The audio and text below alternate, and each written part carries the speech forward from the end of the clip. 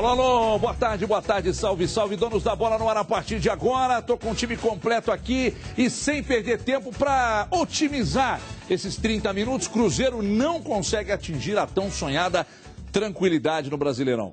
Diogo Ramalho traz a reportagem, daqui a pouco a gente comenta, veja aí. Um ano que tem sido complicado para um time acostumado a conquistas.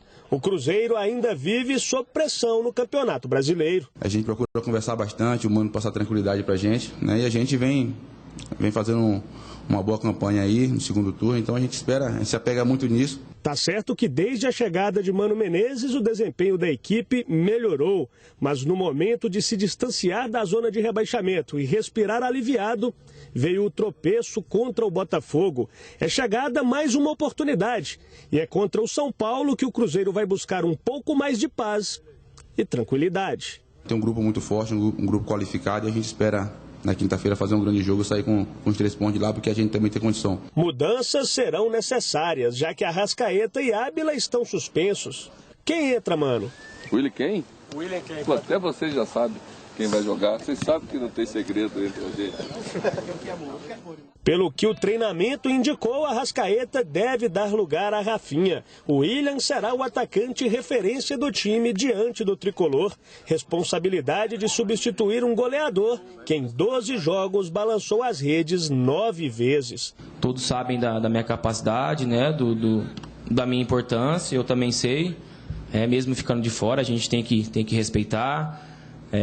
Continuar trabalhando como eu sempre fiz e estou com a cabeça boa e feliz por estar tendo a oportunidade de iniciar o jogo e que eu possa fazer o meu melhor e ajudar meus companheiros a sair com um resultado positivo. O Cruzeiro está pronto e quer muito descontar o prejuízo que teve em casa amanhã diante do São Paulo, para no fim de semana encarar o rival Atlético um pouco mais tranquilo. É uma semana muito importante, né, que possamos estar bem mobilizado, concentrado para ter um bom desempenho diante de São Paulo e trazer um resultado positivo para Belo Horizonte e depois pensar no clássico.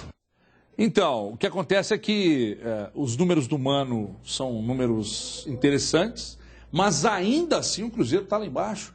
Essa derrota para o Botafogo abriu 5, e se perde para o São Paulo também abriria 5 pontos. Então, se era importante vencer o Botafogo em casa, é uma tarefa mais complicada ter que vencer o São Paulo fora. Mas se há um momento ideal para isso, esse momento é agora. Não agora, mas amanhã. Gilmar Oliveira, boa tarde. Boa tarde para todo mundo. É aquilo que a gente vem falando, né? De uma irregularidade toda que o Cruzeiro teve e ele está pagando esse preço até agora. Os tropeços que o Cruzeiro tiver daqui para frente, eles são muito determinantes naquilo que o Cruzeiro pretende. Então, uma semana em que você tem o São Paulo no meio de semana e o clássico contra o Atlético no final de semana, no domingo, fazem com que você tenha uma semana de concentração absoluta naquilo que é determinante para você nesse momento.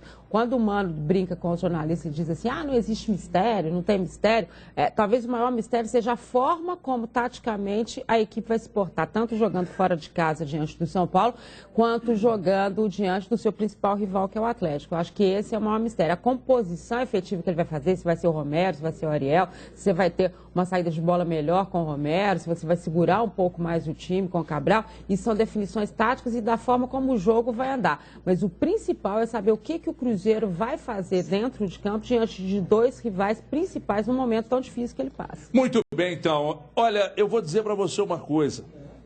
Estaremos aqui na sexta-feira falando de São Paulo quanto e Cruzeiro quanto, Eduardo? Boa tarde. Boa tarde, Everton. Eu só acho que a saída de bola fica melhor com o Cabral do que com o Romero. Foi isso que eu te perguntei. Mas tudo bem, tudo bem. Ele está falando isso do meu comentário. Eu prefiro o Romero para marcação. Eu acho um jogador que marca muito mais forte que o Cabral, mas eu entendo a saída de bola do Cabral. Mas eu acho que fica melhor com ele e o Robinho, eu acho melhor. Com o Romero e o Robinho. Só pelo essa tipo de inversão. da saída de bola. Até porque a principal característica do Cabral é exatamente o toque de bola. Ele passa muito bem. Se bem que eu não olhei... Ele não tem tanta força para marcar como o Romero tem. E os dois são pendurados. O Cruzeiro vive um drama de jogador pendurado por causa do clássico. Mas é um confronto direto contra o São Paulo. Gente, mas é o clássico. A importância do clássico para Atlético e para o Cruzeiro, ela transcende confronto direto de tabela. O Atlético vai jogar com o Flamengo, vai jogar com o Palmeiras. Talvez a importância seja igual à de um clássico, que é clássico. Para o torcedor conta muito, para a tabela é diferente. O Cruzeiro e São Paulo é mais importante do que o próprio Cruzeiro e Atlético no final de semana. Porque se o Cruzeiro perde para o São Paulo, que é um concorrente direto pela briga lá atrás, abre. Se o Cruzeiro perde para o Atlético, ele vai perder para o Atlético já está lá, não é um confronto direto. Mas a importância desse jogo, desses jogadores pendurados, então tem muita coisa envolvendo esse jogo do Cruzeiro contra o São Paulo. O desfalque dos dois principais jogadores do Cruzeiro, por quê? O principal, o Arrascaeta, na temporada. E o Ábila, na fase recente do Cruzeiro, é o principal jogador do Cruzeiro, porque faz gol todo jogo, à exceção do último. Então, tem muita coisa envolvendo essa partida e a sequência, Everton. Você não pode analisar Cruzeiro e São Paulo sem pegar a sequência do Cruzeiro para frente. O Cruzeiro fez um início de retorno bom, poderia ter sido melhor, ali foi nota 6,5, 7, porque a gente falava, o Cruzeiro tem uma sequência de confrontos diretos, Coritiba, Santa Cruz, América, Botafogo.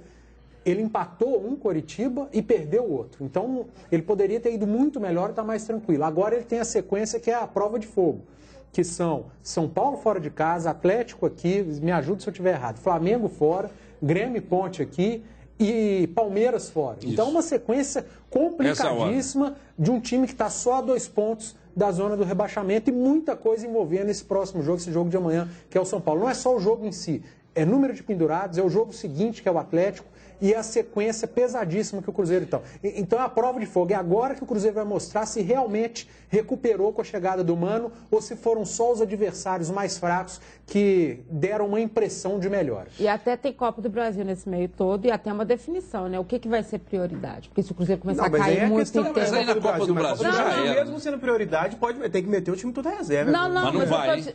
Mas eu estou dizendo assim, e a continuidade? Porque nessa linha toda aí... Não, tudo bem, eu também acho que deve. Agora, será que vai? E o Botafogo também vai. Mas eu não estou falando só do Botafogo, já era, não. Eu estou falando da continuidade mesmo. Nesse monte de jogos aí, você tem o novo sorteio de Copa do Brasil, aí o Cruzeiro vai definir. O que eu vou buscar? Ô, Edu, tem uma coisa que pode parecer meio clichêzão e tal, mas pode se aplicar nos 2 confrontos do Cruzeiro com o Botafogo. E eu quero saber se pode aplicar também nesse confronto contra o São Paulo. Quando o Cruzeiro entrou tranquilo na Copa do Brasil, ele foi lá e arrebentou, deu uma goleada. Eu sei que foi um jogo atípico e tal, não era para ter sido 5-2, eu sei. Mas entrou mais tranquilo, foi lá, jogou solto, meteu 5. No Campeonato Brasileiro, ele tinha obrigação de ganhar do Botafogo, porque era, querendo ou não, um jogo de 6 pontos. E todo mundo sabe o que a gente está falando, né? Alguém em casa deve ter dito, mas não vale 3, mas você sabe o que eu estou dizendo. E agora, ele está a 2 pontos do São Paulo e ele tem a obrigação de ganhar do São Paulo. Fora. Ou não seria obrigação? Ou seria muito pesado dizer que é uma obrigação? Porque se há um momento, aí é clichêzão total. Se há um momento bom para jogar contra o São Paulo e vencer agora, turbulência total, o trabalho do Ricardo ainda não encaixou, questionamentos com jogadores, problemas com Michel Bastos, troca de direção de futebol, a torcida fula da vida com o São Paulo. E aí, boa tarde. Boa tarde. E hoje foi o dia do fico do Michel Bastos, né? Pelo menos em termos parciais. Assim, a gente pode ter cenas de próximos capítulos, mas pelo menos por enquanto ele fica. Everton, eu acho complicado essa história de obrigação, até porque, na verdade, o São Paulo também tem, né? Talvez até um pouco maior, porque joga em casa. Mas é que o Cruzeiro vem de derrota. Não, eu sei. Tem esse elemento, sim. Uma coisa que a gente pode considerar, talvez, é que esse time do Cruzeiro, com o Mano Menezes, tem funcionado melhor em transição. Não tem jogado com a posse de bola, tem tido menos posse de bola, inclusive nos jogos em que vai bem, inclusive nos jogos em que finaliza mais, em que cria mais que o adversário, o faz na transição. Que seria jogar no mais criativo no contra-golpe, no contra-golpe, assim, não é nem no contra-golpe no sentido de ficar na retranca, não é isso, mas de recuperar a bola e tentar pegar o adversário desprevenido rapidamente, não fazer questão de controlar o meio-campo, atacar com calma, colocar o adversário na roda, controlar o jogo, não, ser mais objetivo, mais intenso. E esse jogo, para muita gente, encaixa mais fora de casa. Então, é mais um elemento aí. O Botafogo também joga assim. Então, o jogo no final de semana envolvia 2 times que jogam em transição na casa do Cruzeiro. Então, os 2 times esperando um pouco, sendo que o Botafogo podia esperar mais, porque estava fora de casa.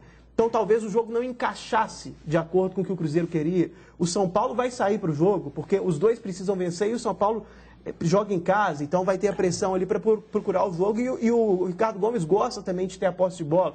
Então talvez encaixe melhor o jogo do Cruzeiro. E com relação à matéria do Diogo Ramalho, ele confirmou, pelo menos por enquanto, aquilo que a gente trazia ontem, que o substituto mais provável vai ser o Rafinha. E até um elemento ontem que a gente não colocou, que eu acho importante, é o seguinte: como o Sobis joga na esquerda e o Alisson também, embora eu considere o Alisson mais jogador do que o Rafinha, ele mexe menos se colocar o Rafinha. Porque colocando o Rafinha, o que ele faz? Ele coloca o Robinho centralizado, o Rafinha na dele na direita, o Sobis na dele na esquerda e beleza, vamos para o jogo. Se ele coloca o Alisson, ele tem que achar alguém para jogar centralizado, leva o Robinho para o centro. Mas quem vai para a direita?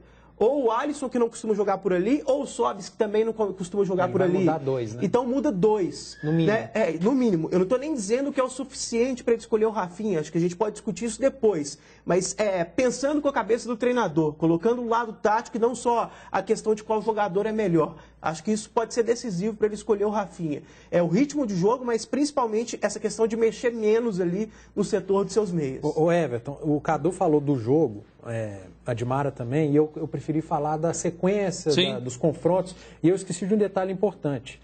Eu falei do pra frente, de quem está à frente, e da sequência de jogos, mas eu esqueci de falar de quem está atrás.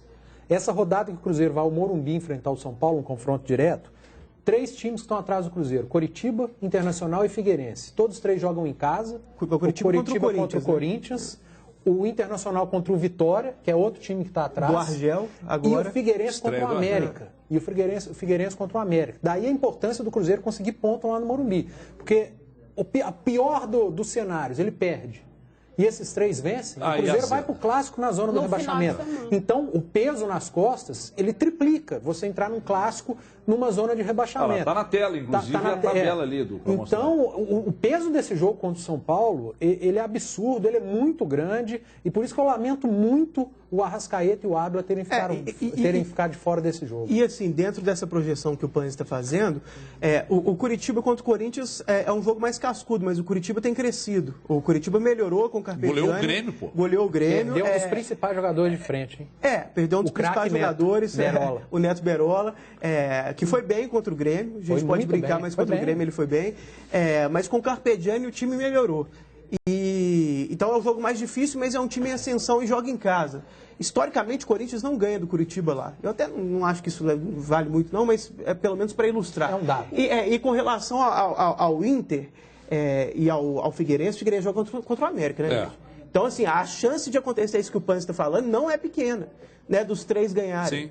Né? E o Vitória tem a estreia do Argel, que é um ponto que acaba... Mas é no Beira-Rio o jogo. Né? Empate, então, assim, o empate ferrou no total. Não, porque eu estou dizendo assim, dos 3 jogos, os 3 são em casa, como o Panes falou, e 2 enfrentam times ruins. Né? O Inter enfrenta o Vitória e o Figueirense enfrenta o América. A pior situação então, é do Cruzeiro. Eles vão ganhar o jogo.